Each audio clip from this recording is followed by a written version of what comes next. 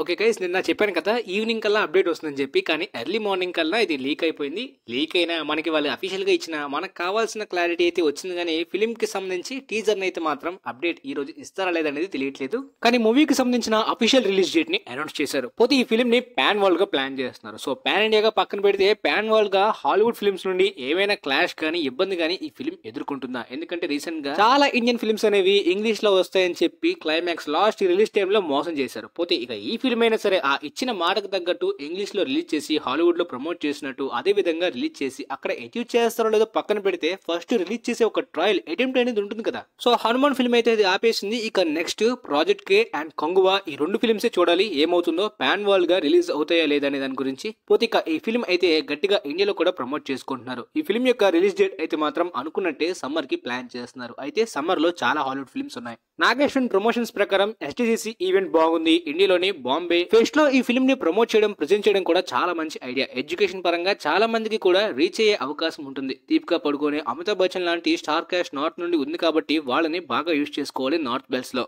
పైగా నార్త్ లో ఉండే భక్తుల్ని, హిందూ పాపులేషన్ ని హెవీగా టార్గెట్ చేయగలిగే కల్కి కాన్సెప్ట్, దాంతో పాటు రీచ్ అయ్యే ఎలిమెంట్స్ ని కూడా బాగా యూజ్ చేసుకునే big scale big budget potential. మేలోని పెద్ద బాలీవుడ్ ఫిల్మ్స్ ఏవి కూడా రిలీజ్ కి ప్లాన్ చేసుకోలేదు. బడమియా చోటమియా కూడా ఏప్రిల్ ఈ టైంలో ఉంది కాబట్టి మే అంతా కూడా సోలో రిలీజ్ గా నార్త్ లోని యునానిమస్ టాక్ వస్తే మాత్రం పెద్ద హిట్ అయ్యే అవకాశం ఉంటుంది. పైగా సమ్మర్ టైంలోని. కానీ హాలీవుడ్ లో ఇబ్బంది అయ్యే అవకాశం కనిపిస్తుంది. దానికి రీజన్ ఏంటంటే మే 9న ఇండియాలో ఎలాంటి క్లాష్ లేదు. ఈవెన్ హాలీవుడ్ లో కూడా సేమ్ డేట్ కి ఎలాంటి ఫిల్మ్స్ లేవు. సో బిగ్ ఐమాక్స్ రిలీజ్ ని, ప్రీమియర్స్ ని, ఓపెనింగ్స్ ని గట్టిగా ఈ ఫిల్మ్ అయితే మాత్రం ఓపెన్ చేసి సర్వైవ్ అవ్వచ్చు. కానీ నెక్స్ట్ వీక్ మే 17న ఫ్యూరియోసా ఫిల్మ్ ఉంది. సో ఐమాక్స్ స్క్రీన్స్ గానీ, హాలీవుడ్ లో మెయిన్ ఎడిషన్ గానీ ఆ ఫిల్మ్ కి వెళ్ళొచ్చు. ఆ తర్వాత నెక్స్ట్ వీక్ లోనే Kingdom planet of the apes film ఉంది. సో ఆ ఫిల్మ్ కి గట్టి హైప్ ఉంది. ఆ రెండు ఫిల్మ్స్ కూడా టెక్నికల్ గా అండ్ థియేట్రికల్ గా చాలా పెద్ద స్కేల్ లో ఉండేలాంటి ఫిల్మ్స్, పెద్దగా హైప్ ఉండేలాంటి ఫిల్మ్స్ కాబట్టి ఆ రెండు క్లిక్ అయితే హాలీవుడ్ లో రీచ్ అనేది ఎక్కువ ఎక్స్పెక్టేషన్స్ పెట్టుకోకూడదు అనే వైప్ కనిపిస్తుంది. బట్ ఇండియాలోని అనుకునే రేంజ్ లోని నార్త్ అండ్ సౌత్ లో రీచ్ అయ్యి స్టార్టింగ్ ఓపెనింగ్స్ పరంగా ప్రీమియర్స్ ఓవర్సీస్ లో సర్వైవ్ అయితే పర్లేదు. కానీ ఓవర్సీస్ లో హెవీ బిజినెస్ చేస్తే లాంగ్ రన్ దెబ్బయ్యే అవకాశం ఉంటుంది ఆ ఫిల్మ్స్ క్లాష్ వల్ల.